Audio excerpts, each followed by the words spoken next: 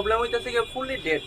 যে কোনো ফোন তোমার কাছে যদি প্রথম অবস্থায় ডেড আসে, তো এটা first A to Z check কীভাবে করে সেটা এটা কীভাবে রিপেয়ার করবা।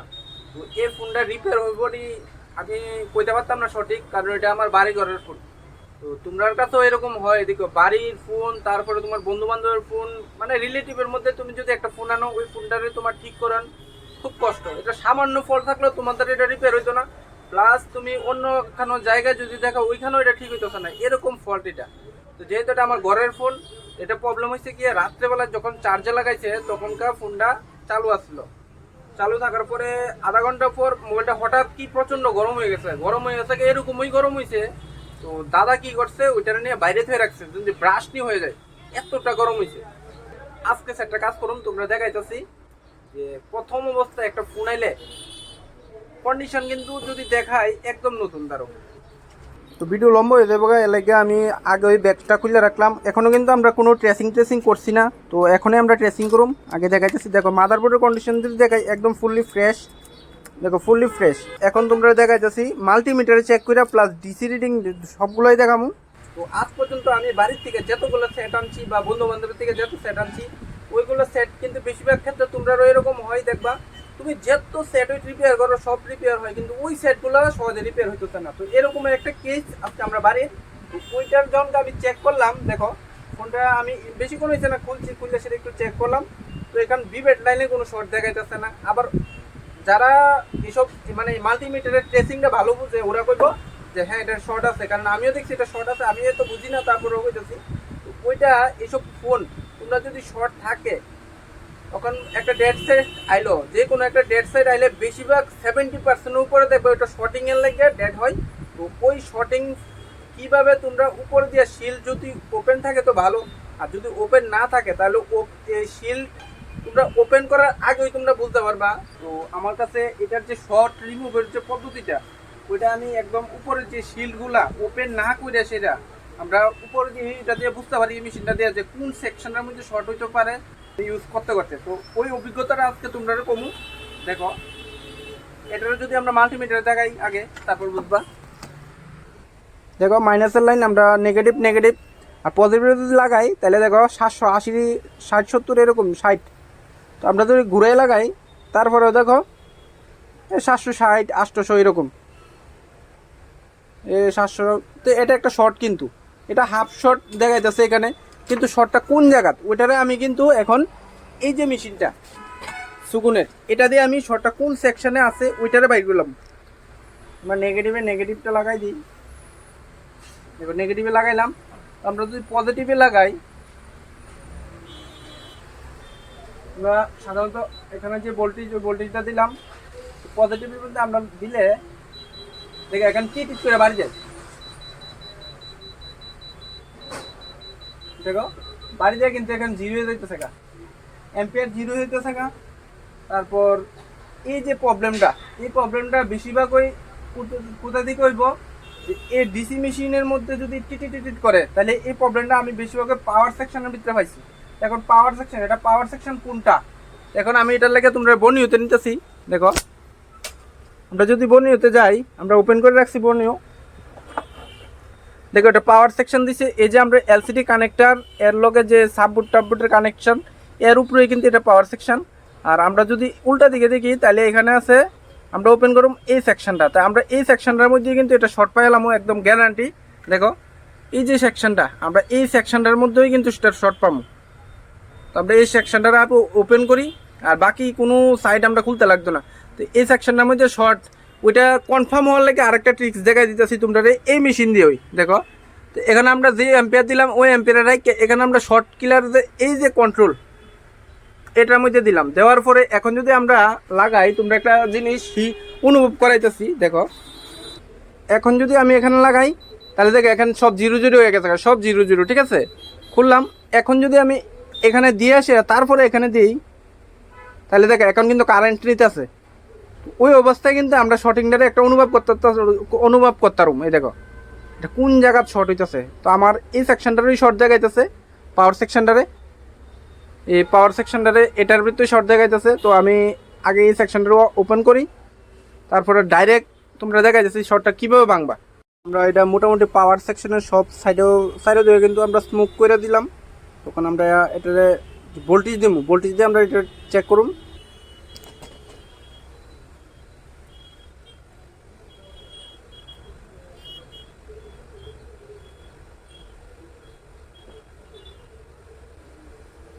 দেখো আমরা এটার পাওয়ার আইসি মেল্ট হইতেছে, ঠিক আছে। তো এমনও কিন্তু হইতে পারে যে আমরা পাওয়ার আইসি শর্ট না, তারপর আমরা আরেকবার চেক করুন। দেওয়ার পরে দেখো আমরা আবারও পাওয়ার আইসি হিট হয়েছে, ঠিক আছে। এই যে পাওয়ার আইসি হিট হয়েছে। তো পাওয়ার আইসি হিট যেহেতু হয়েছে, এখন এটা পাওয়ার আইসি যে সেকশনটা হিট হইতেছে ওইটারে আমরা বর্ণের মধ্যে দেখা যাচ্ছে এবার। তো আমরা যদি দেখো পাওয়ার আইসি যদি সেকশনটা দেখি, তাহলে এই জায়গাটার মধ্যে হিট হচ্ছে। এর উল্টা দিকে যদি সরাসরি দেখি, তাহলে আমরা এখানে কিন্তু চার্জিং আইসিটাও আছে দেখো। তাহলে আমরা একবার চার্জিং আইসিটার ওই জায়গাটার মধ্যে একবার রজন অ্যাপ্লাই করে দেখি। কারণটা হইতেছে যেহেতু এগুলো পেস্টিং, দেখো বেস্ট ব্ল্যাক পেস্টিং কিন্তু। আমরা যদি এখানে যদি পাওয়ার আইসিটার সরাসরি উঠালে এমন হইতে পারে আমরা শর্ট গেছে নাও যাইতে পারে। আর পাওয়ার আইসি বেশিরভাগ ক্ষেত্রে কমই খারাপ হয়। তো আমরা আগে উল্টা সাইডটার মধ্যে একবার রজন অ্যাপ্লাই করে দেখি, তারপরে যে আমরা কনফার্ম হওয়ার পরেই কিন্তু আমরা এটা কাজ করব। তো দেখো আমরা যে ব্যাক সাইড পাওয়ার আইসি যেহেতু এখানে হিট হয়েছে, আমরা কিন্তু সরাসরি কিন্তু ডাইরেক্ট আগে পাওয়ার আইসি চেঞ্জ করতাম না। তো আমরা শর্টটা কনফার্ম করার লাগে আমরা কি করছি, এর নিচের দিকটা যেহেতু আমরা বর্ণের মধ্যে দেখছি, এর নিচের দিকটার মধ্যে সিপিইউ র্যাম এই সাইডে আছে আর এদিকে চার্জিং আইসি আছে। তো আমরা এই সাইডটাও কিন্তু একবার ওপেন করলাম। ওপেন করার পর এখন আমরা ডাইরেক্ট রজন অ্যাপ্লাই না করে আমরা আগে মিটার দিয়ে চেক করতে গেছি। দেখো এখানে কোন জায়গায় সেকশনে শর্ট আছে, আমরা একবার এমনি হিট দিই। দেখো এদিকে গ্রাউন্ড দেখাইছে আমার, না এদিকে কোনো শর্ট নাই।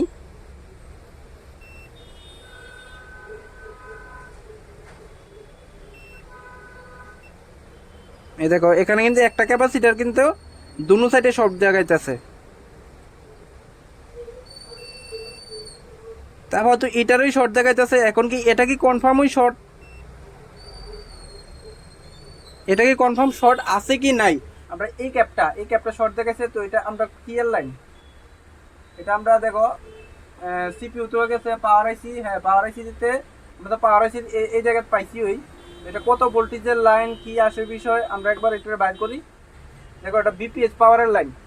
তো যেহেতু এটা বিপিএস পাওয়ারের লাইন, তো আমরা এটার মধ্যে 3.7 ভোল্টেজ দেওয়ার পরে আগে আমরা এটার মধ্যে রজন অ্যাপ্লাই করে তারপরে আমরা 3.7 ভোল্ট দেওয়ার পরে আমরা যে পারফেক্ট যে সমস্যাটা কোন জায়গার থেকে ওইটা কিন্তু বাইরে যাবো।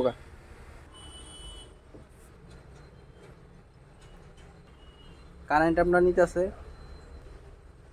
এই সাইডে কোনো মেল্ট হইল না। এদিকে যদি দেখি তাহলে আবার এখান থেকে ধরি। দেখো আমরা পাওয়ার আইসি খারাপ, পাওয়ার আইসি মেল্ট হইতেছে আর বাকি কোনো দিকে কোনো মেল্টিং নাই। এই দেখো কোনো সাইডে কোনো মেল্টিং নাই। তো আমরা পাওয়ার আইসিটারও ওপেন করতে লাগবো। আর পাওয়ার আইসি ওপেন করতে গেলে আমরা সিপিইউ র্যাম এই সাইডে আছে, তো সিপিইউ র্যাম আমরা সাইড করলাম। এদিক থেকে আমরা পেস্টিং যেহেতু আমরা হালকা হিটে কাজ করুম। আর এটার যে আইসি মডেলটা ওই মডেলটা আইসিটা কিন্তু আমরা চেঞ্জই করতে লাগবো, চেঞ্জ না করলে এটার কাম হইতো না। তো আমরা একবার এটার চেঞ্জ করি। এ দেখো এখন মাদারবোর্ডের কন্ডিশন কি আছে, অনেকে হয়তো ভাবতে পারে যে আমি কোনো আইসি চেঞ্জ করছি না, এভাবে ক্যাপাসিটার থেকে শর্টগুলো রিমুভ করছি। তো একবার তারপরে আমরা একবার রিডিংটা দেখা দিই কারেন্ট কত নিতেছে। দেখো আমরা যদি নর্মালি যদি এভাবে লাগাই ভোল্টেজ দিয়ে আমরা ব্যাটারি কানেকশন দিলে আমরা অলরেডি বিপ দিতেছে প্লাস অ্যাম্পিয়ার কারেন্ট সব কিছু কিন্তু জিরো হয়ে দিতেছে। তারপর আমরা যদি এখানে যে কারেন্টটা যদি কী করে এটাতে শর্ট কিলার, আমরা যদি শর্ট কিলার ইউজ করি তাহলে দেখো কত অ্যাম্পিয়ারের কারেন্ট নিতেছে। দেখো আমরা 2 অ্যাম্পিয়ারের উপরে কারেন্ট নিতেছে, ভোল্টেজও নিতেছে ভালো, আর ওয়াট কিন্তু 6 ওয়াটের উপরে নিতেছে। আর মোবাইল প্রচণ্ড হিট হইতেছে। তো পাওয়ার আইসির মডেলটা দিতেছে MT6358W। তো আমরা একবার C25 C65 C75 এগুলো লেটেস্ট মডেলও ইউজ হয়েছে, প্লাস নার্জো 10 এগুলো ওল্ড মডেলও ইউজ হয়েছে এই আইসিটা। তো দেখো যেহেতু এটা পেস্টিং আইসি, তো আমরা আগে সাইডের যে ব্ল্যাক পেস্টিংগুলো এটারে আমরা 200 ডিগ্রি হিট দিয়ে সেটা পেস্টগুলো কাটুম, তারপর আইসিটা রিমুভ করুম। তো আমরা ফুললি ভিডিওটা দেখো।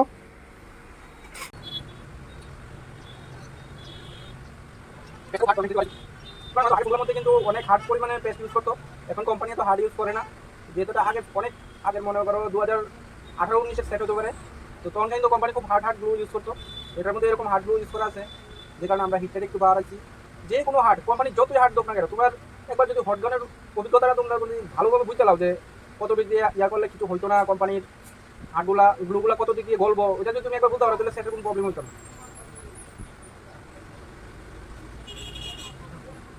দেখো আমরা এটা আইসি কিন্তু রিমুভ করছি, আর এখানে দেখো আমরা একটা ক্যাপাসিটার রিমুভ হয়ে গেছে, ওইটাকে আমরা এখন আপাতত সাইডে রাখবো এখানে, কারণ লাস্ট টাইম কিন্তু আমরা যখনকে সেটটা সাকসেসফুল হইব আমরা এখানে এটা লাগাইতে লাগবো।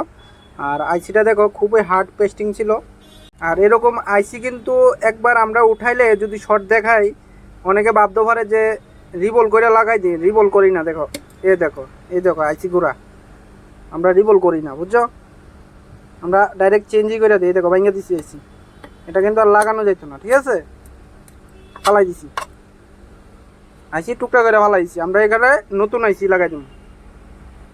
তো ওই সময় যখন আমরা ওই কানেক্টরটা ক্যাপাসিটারটা চেক করছিলাম তখন আমরা দুনো সাইডে বিপ দিছিল।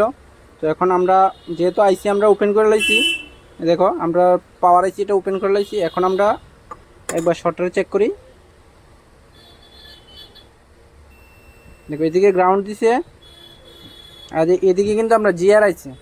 তো ওই সময় এদিকে কিন্তু আমরা বিপ দিছিল, এখন কিন্তু আর বিপ দিতেছে না, কারণ এটা বিপিএইচ পাওয়ারের লাইন। এখন কিন্তু এটার মধ্যে জিআর আইছে, এর মানে আমরা ফোনের যে শর্টিংটা এটা স্বাভাবিক হয়ে যাওয়ার কথা। তো এখন আমরা আইসিটারে চেঞ্জ করে দিই, চেঞ্জ করার পরে তো আমরা গ্লাস আইসি পুরোপুরি ক্লিন কমপ্লিট। দেখো কোনো রকম কোনো ট্র্যাক কিন্তু ড্যামেজ দিছে না। তখন আমরা রিবল করুম।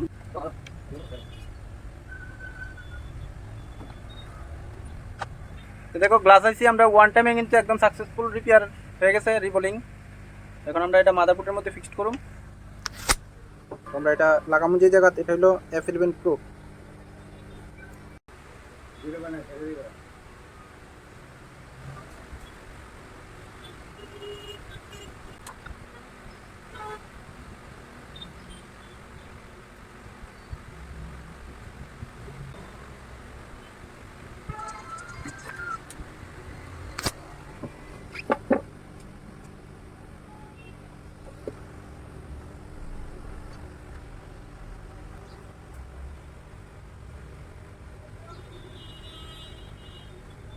দেখো আমরা আইসিটা সব লাগানো কমপ্লিট। তো ওখানে আমরা একবার চেক করি, আমরা যে হাফ শটও করতে পারি না, ফুল শটও করতে পারি না, কিন্তু মোবাইলটার মধ্যে শর্টিং আসলো।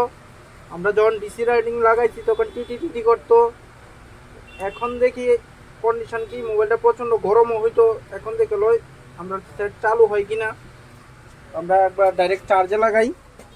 এখন কোনো কাটশিট ভিডিও নাই, ডাইরেক্ট যা হইতেছে তাই।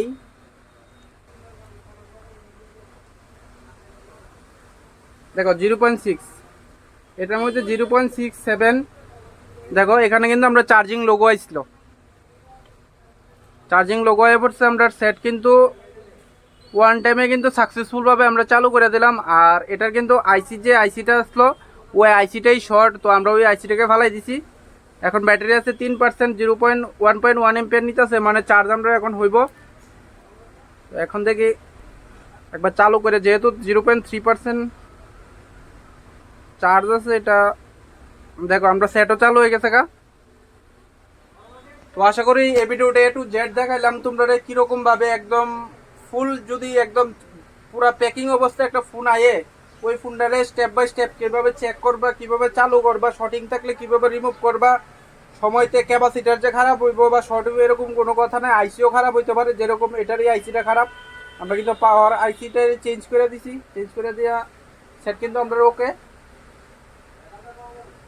আর 1 এম্পিয়ারের উপর চার্জ দিতেছে, দেখো আমরা সেট ওকে। দেখো ফাইনালি আমরা ফোন কিন্তু পুরোপুরি চালু। তো বন্ধুরা দেখো ফোন কিন্তু আমরা পুরোপুরি চালু। তো তোমরা যদি এরকম ভিডিও যদি আরও দেখতে চাও, আমার ভিডিওগুলা শেয়ার টেয়ার দাও। যদি শেয়ার না দাও তাহলে কিন্তু আমি কিন্তু মোটিভেশন হই না। আর যে কোনো কিছু আগে লাগে টাকা, ফেসবুকে যদি আমার টাকাই না দেয় তাহলে আমি কিভাবে ভিডিও বানাবো? এটা তো আমার ক্ষুদ্র সময় নষ্ট। যে সময়ে আমি ভিডিও বানাই ওই সময়ে আমি অন্যান্য আরও অনেক কাজ আছে, ওই কাজগুলো করতে পারি। তাও তোমরাও দেখানোর চেষ্টা করি। তো আমারও ভিডিওগুলো একটু শেয়ার টেয়ার দাও, যেন আমিও একটু মোটিভেশন পাই আরও ভিডিও বানানোর লাগিয়া। তো তো ধন্যবাদ, আজকের লাগে এতটুকুই।